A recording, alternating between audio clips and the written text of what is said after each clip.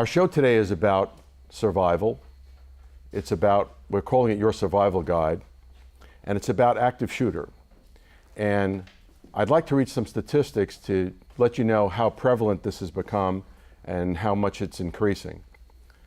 Between 2001 and 2008, there were approximately 5 active shootings a year, incidents.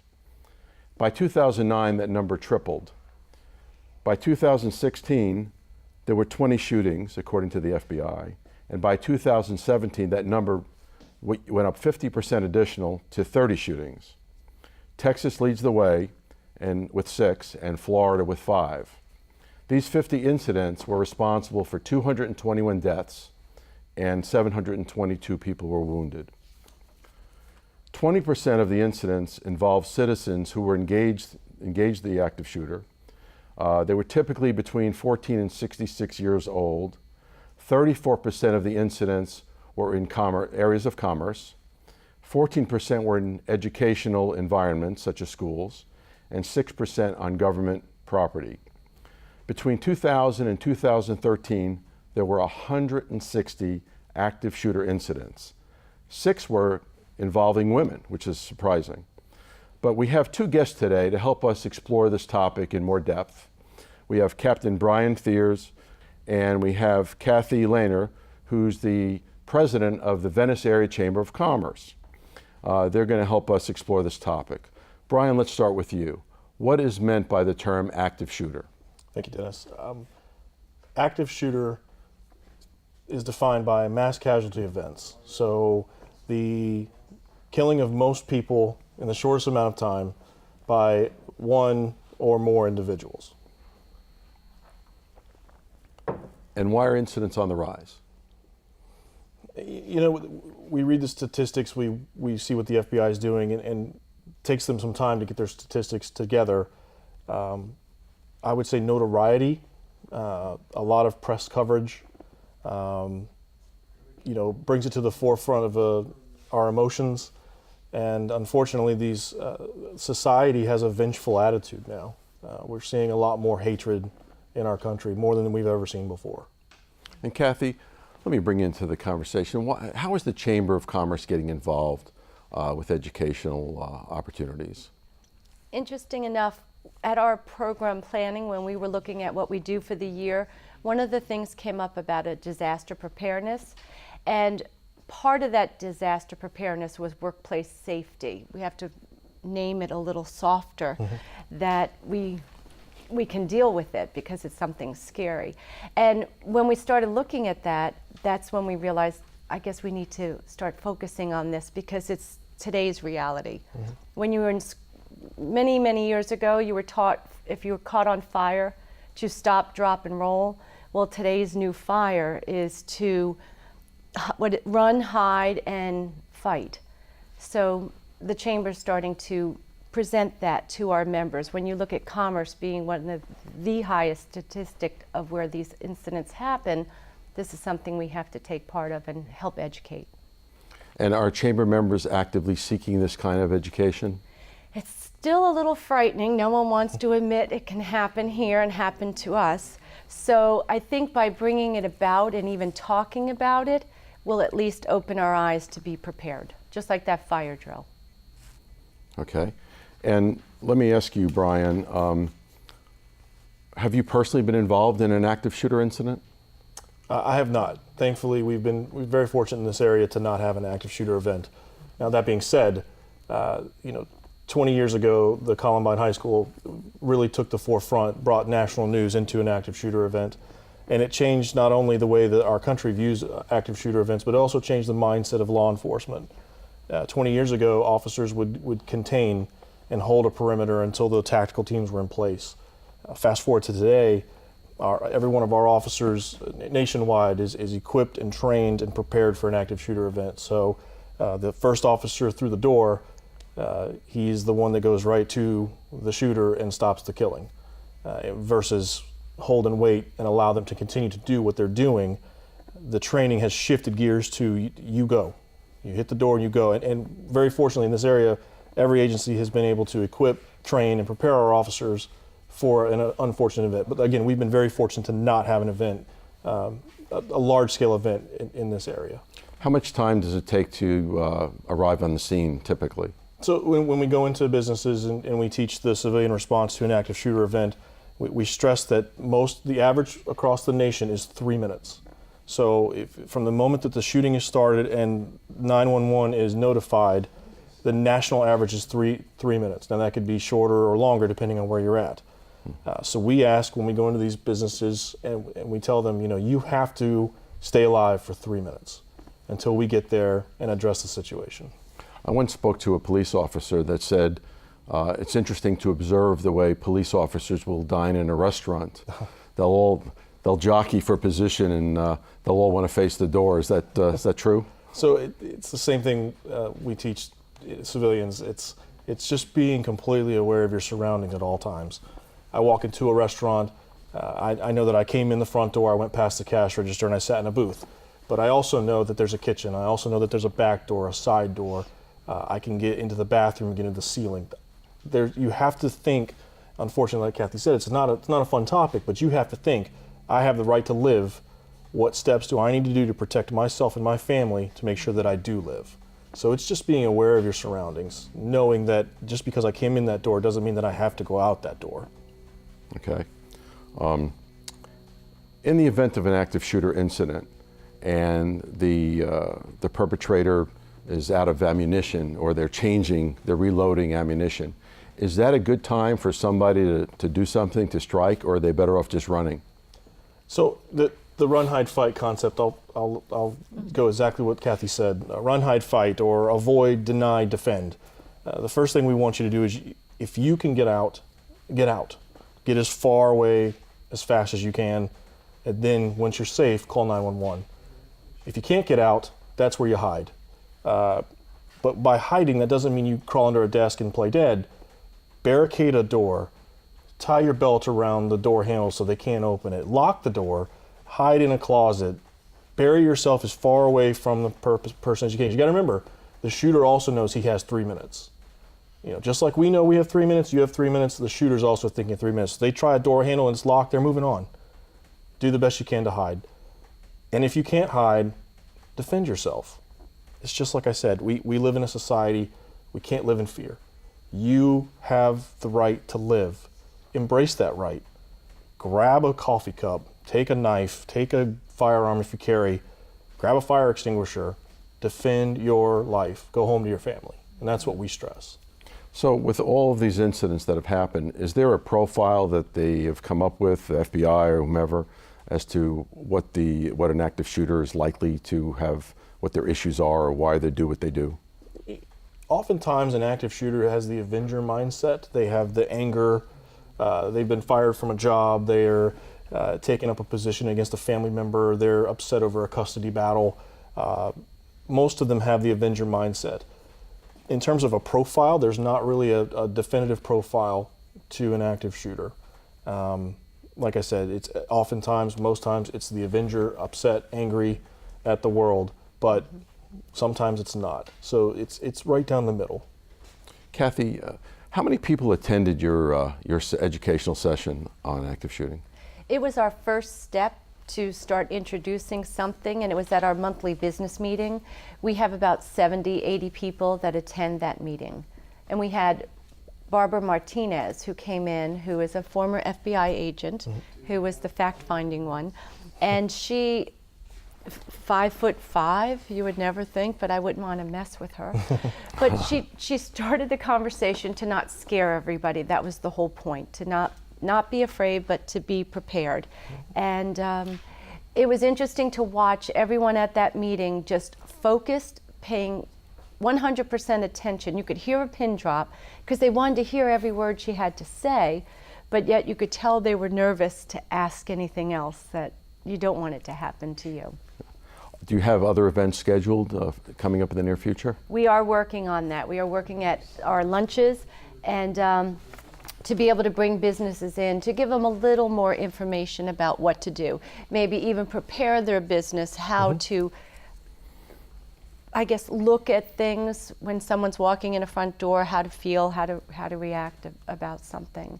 And then the rest of the employees that might be in a back area of what to do. So yes, we are looking at expanding that education role. Did employers sign up for additional education from the agents? They did ask Barbara to come in and talk to their employees. So that, as a way of signing up, yes, they asked for more information directly from her. Okay.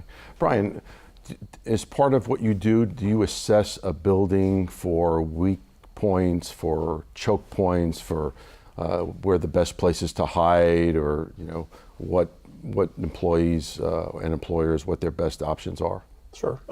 When requested by businesses, we have two elements to this. We have the civilian response to an active shooter event, which is basically what what we've been talking about. But the second one is a crime prevention evaluation. We do offer that as well. Oftentimes they can be looped into the same time frame. However, crime prevention also looks at it from a standpoint of how to prevent a burglary, how to prevent your business from being exposed to criminal mischief, things like that. A lot of times they go hand in hand. The crime prevention specialist may tell you, oh, you need to trim these bushes back so you can see your parking lot. Cameras would be a great option in this corner. The front door needs a buzzer. You put the protective window tint on so they can't see what you're doing inside. So yes, we do offer that. Obviously, it's not it's nothing that we're not guaranteeing that it's 100% the best answer. I don't believe that there is a best answer for anything of this, but it's steps that have been proven to work over time to better help the business to be safe. So if I'm an employee and all of a sudden someone comes in and they start shooting, and it probably sounds like firecrackers typically, from what I've heard, I'm going to want to run, hide behind a door, lock the door if it's lockable, push a desk in front of the door. What other things can I do? Yeah, obviously the best possible scenario is to get out, get away, get as fast as far as. I always tell people, leave your personal belongings behind. You leave your purse. Mm-hmm. We're going to let you have it back. That stuff can be replaced. A life cannot. If you can't run, you need to hide, barricade yourself down. Use that heavy desk you're sitting behind to block a door. Again, we're not asking for a permanent solution. This is that 3-minute timeline. And then defend yourself. Always defend yourself. We as humans, unfortunately, we deliberate. You talked about a firecracker. Was it a firecracker? Was it a gunshot? Was it a door closing? I don't know. In a situation such as this, we need you to react. We need you to react and not get stuck and think about things. Mm-hmm. So, assuming they come in, one of the problems, I think you hear these cell phones going off and you think, well, they're going to know I'm here. So what do you do with your cell phone?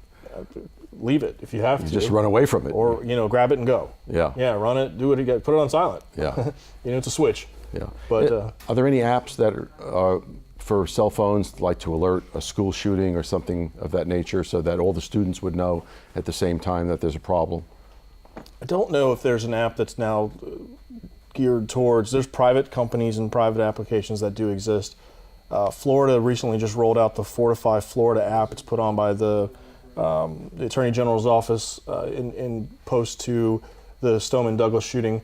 Fortify Florida is a way for students in schools to go online to their phone and report anonymously any situation that could be a danger to the school.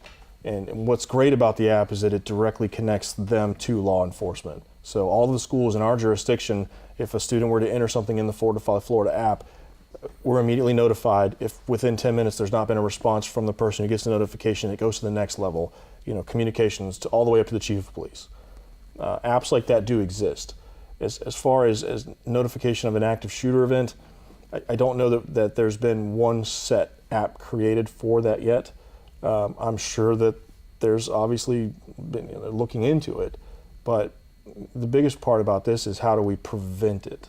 How do we not ever let it get to the point where there's actually an event happening?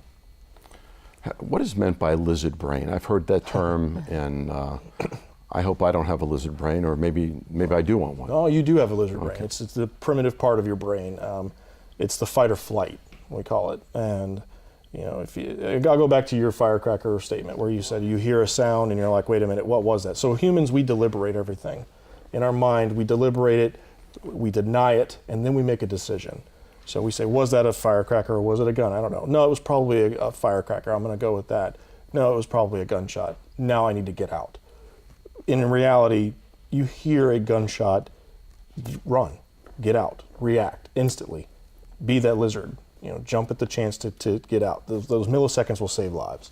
We don't need you to think about it or go investigate. Get to safety. So we want you to have a lizard brain in a situation like an active shooter. As long as it's more like a gecko, not the extinct dinosaur, right? Exactly. Yeah. Is it wise for business owners to arm themselves? I mean, should they, get a concealed carry permit or just have a gun in the office? Or what's your opinion on that? It's the same thing I would tell any civilian that asks that question. Firearms are, you have to think if you're carrying a firearm that weapon is used to, you have to think I could kill somebody with this. And so if you can't process that thought, don't do it.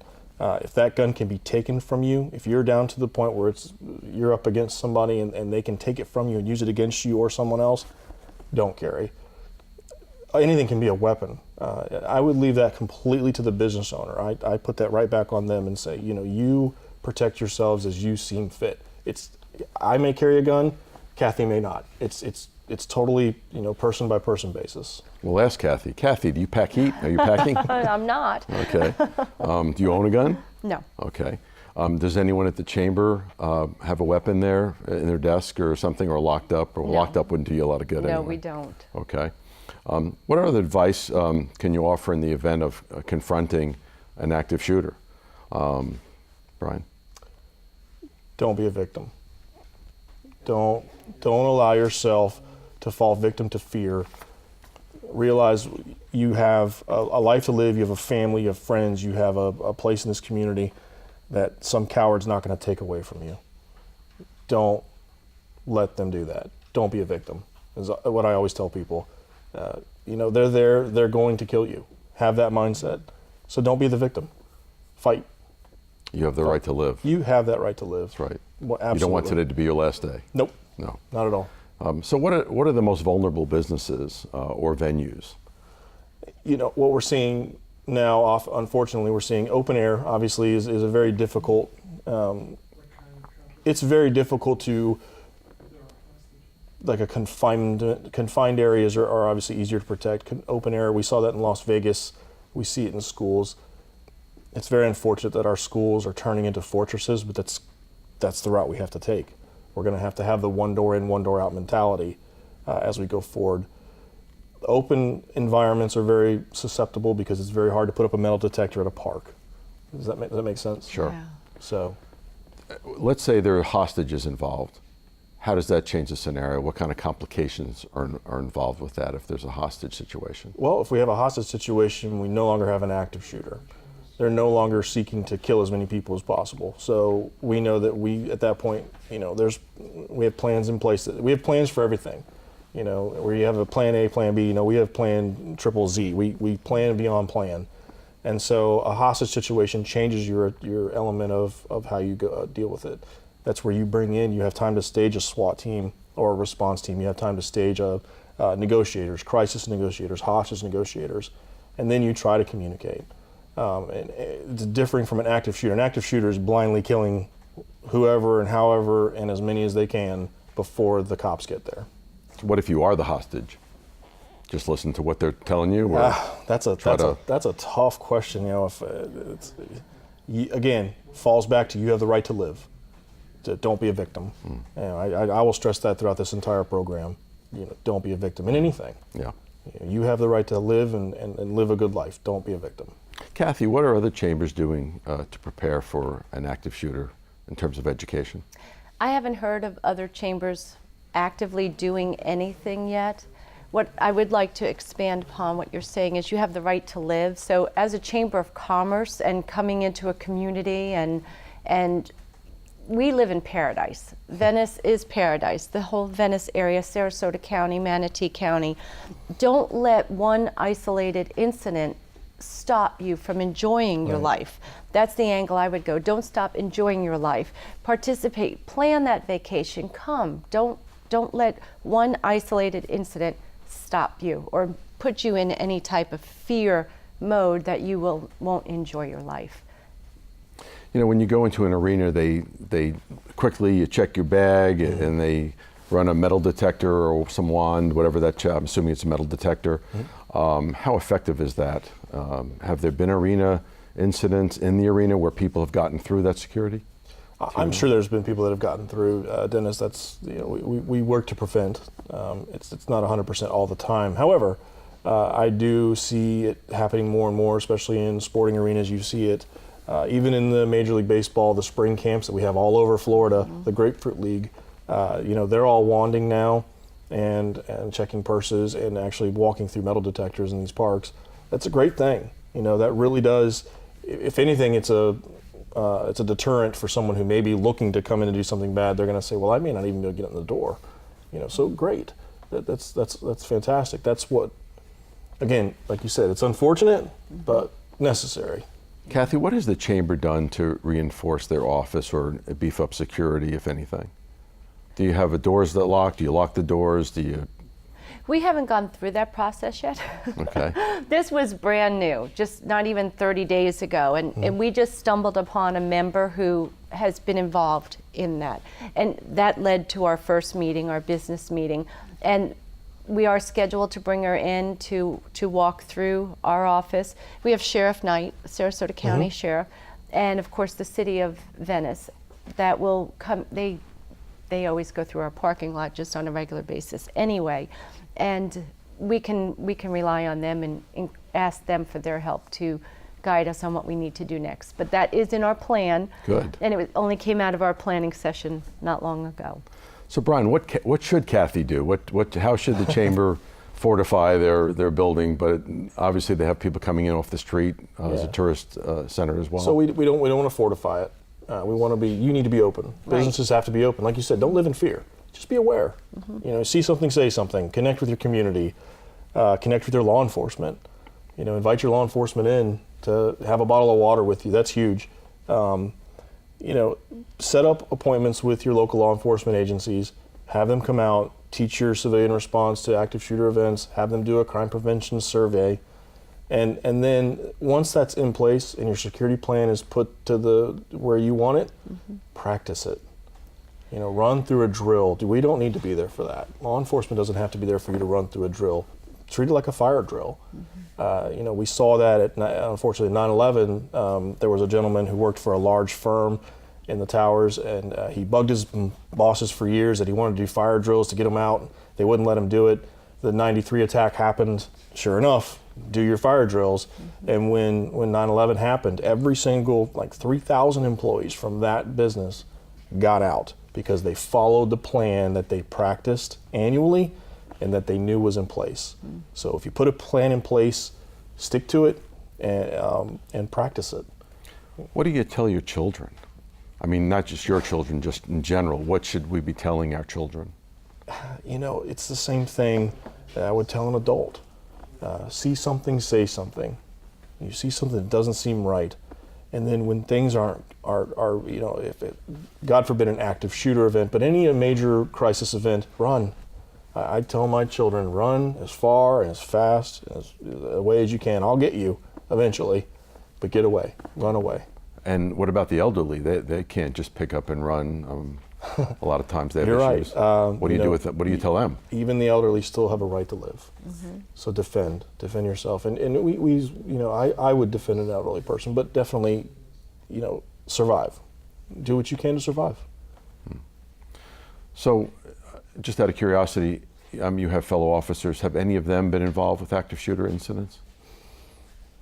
Not that I'm aware of. It's still a rarity. I mean, it's It really is. Yeah. Yes. Yeah. It still is a rarity, but it's definitely on the forefront of our thoughts.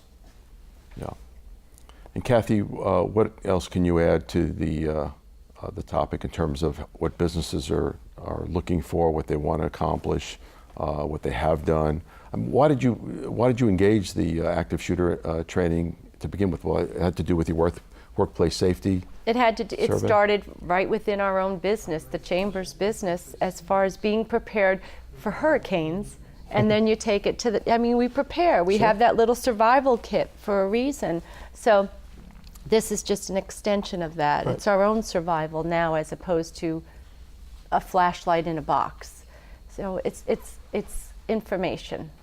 How many chamber members do you have? We have 1,025 chamber members, which cover, I would say, over 40,000 employees. Wow. So it's a big reach, and we are, I don't want to make this sound, we're looking forward to helping them to be, for that awareness. So and I know that this is a very important role that we need to take because it's what life is today. And for our businesses, if we could save one life, Sure. just from top of mind of awareness, then we will have been successful in doing our job. Okay. And Brian, if you could summarize perhaps some key things that we should take away, our viewers should, if nothing else, what should they know when they leave today? Be knowledgeable. Understand what run, hide, fight means.